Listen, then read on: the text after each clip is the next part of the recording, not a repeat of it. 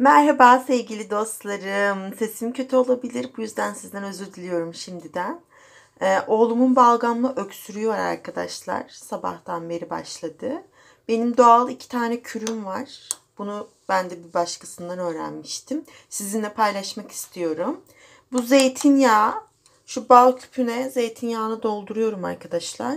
İçine 2-3 diş sarımsağı bıçak değdirmeden eziyorum. Sonra bunun içine karıştırıyorum arkadaşlar. Güzelce ezdikten sonra kapağını kapatıyorum. Bu da anne şurubu diyorum ben buna. Cihangir öyle alıştı. Bunun içinde de zeytinyağı, limon ve bal var. Bu üçünü şu kıvama gelene kadar karıştırın arkadaşlar. Ben 1,5 tatlı kaşığı yarım limondan küçük bir limon ve göz kararı zeytinyağıyla yaptım. Şifa olsun.